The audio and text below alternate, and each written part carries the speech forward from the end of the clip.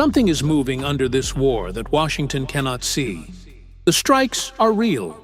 The oil price is real. The ceasefires, the embargoes, the tweets, all real. All melody. Underneath, a civilization that was old when Rome was young is preparing for the confrontation it has been rehearsing for 13 centuries. Not the tactical confrontation, the civilizational one. The one its entire doctrinal tradition was built to win, by losing slowly enough to outlast the victor. Iran is locked and loaded. Not in Hegseth's sense, in Saadi's. On April 21, 2026, the president of Iran tweeted 4 lines of 13th century Persian poetry.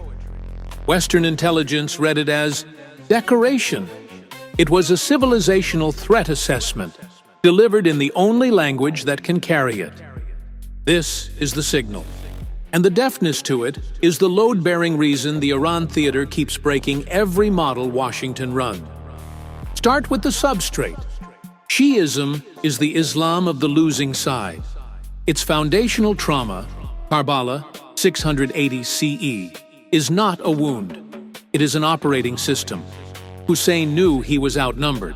He went anyway. The doctrine, righteous defeat is superior to compromised victory. Time vindicates truth. Small numbers against overwhelming force is not the exception. It is the normative condition. Every Muharram, 200 million Shia reenact this, the most sustained ritual rehearsal of asymmetric resistance in world history. Layer in Persian communication culture. Ta'aruf, taqiyya, zahir and batin, outward and inward. A civilization where strategic ambiguity is the default, not a tactic. Iranian statements routinely operate on 4 levels at once. Public message, signal to allies, signal to adversaries, signal to history. American analysts consistently pick the wrong level, then add the depth. Iran is one of perhaps 4 continuously self-aware civilizations on Earth. Cyrus, 550 BCE. Sassanids against Rome, 400 years of peer power war. Mossadegh as living memory. Iran-Iraq war, 1 million casualties absorbed. No regime collapse. The IRGC senior leadership fought Saddam at 17. This civilization has been tested at the limit recently within living memory and did not break. The U.S. policy establishment's institutional recall begins at 9/11. This is why Washington's tools keep failing. Israel has spent 77 years breaking Arab adversaries. Egypt, Jordan, Syria, Lebanon, Iraq. The conceptual toolkit works on rentier states, recent constructs, populations without indigenous technical depth. Iran is none of these things. The Israeli theory of the case keeps collapsing. Strikes were supposed to trigger regime change. The regime stabilized. Sanctions were supposed to break the economy. The economy adapted. Assassination was supposed to decapitate. Khamenei was killed day 1. His son was elevated. No collapse. Each failure produces tactical escalation, not strategic revision, because strategic revision would require admitting the Arab adversary template does not apply, and no other template exists in the Israeli strategic tradition. Which brings us to the deepest principle this war has surfaced: the civilizational threat inversion. A threat to destroy a civilization is a structural confession that the threatener cannot defeat it, cannot coexist with it, and does not understand what a civilization is. The threat is an admission of defeat, and it is a causal contribution to that defeat.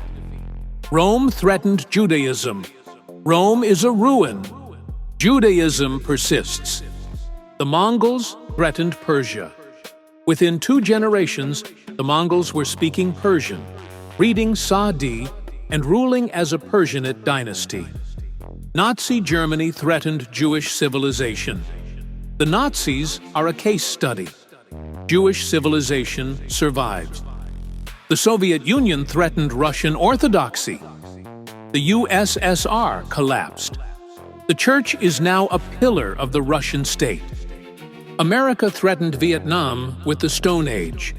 American presidents now fly to Hanoi to ask for trade deals.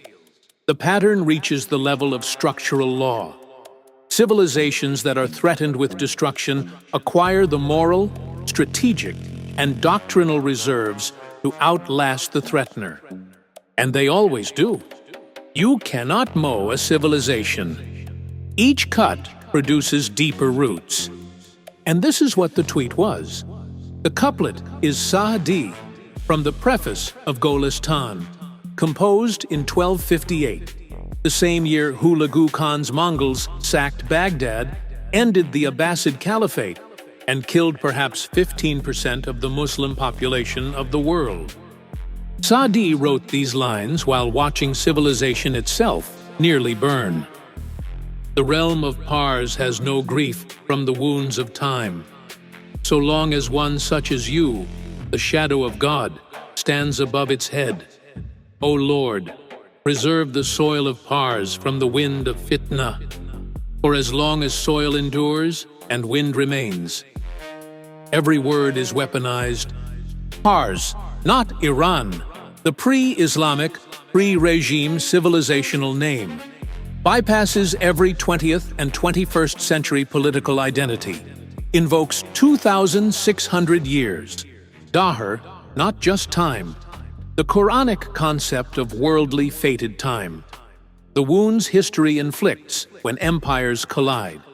Fitna, the most loaded word in Islamic political theology. Civilizational dissolution. The thing Saadi named the Mongols as. The thing Pezeshkian is naming this war as.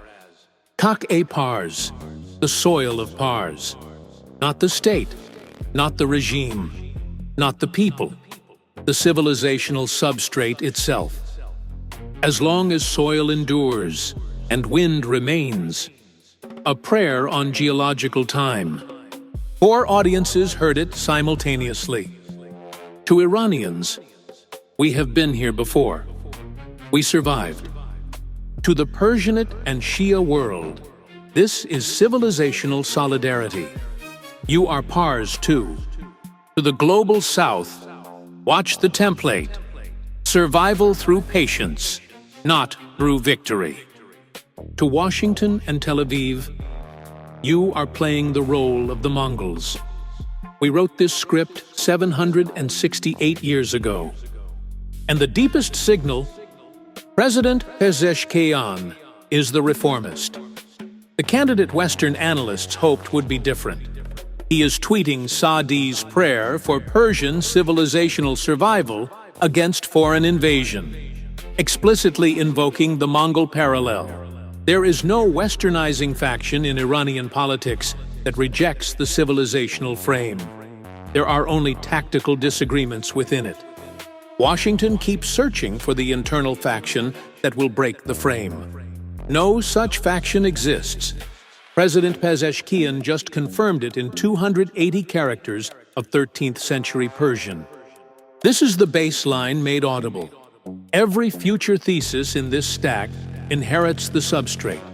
We are tracking a continental civilization with 1,346 years of doctrinal asymmetric memory, engaging a 250-year republic with a 3-day attention span, mediated through a 78-year outpost that mistakes itself for the protagonist. The melody is the strikes, the sanctions, the ceasefires, the oil price, the tweets. The baseline is a civilization that outlasted the Mongols in forming a civilization that has not yet survived its 3rd decade of Middle East wars, that the clock on this conflict is being counted in centuries, not news cycles. President Pezeshkian hit one note. It resonates at 1,258 hertz and 2,026 hertz. Washington heard neither.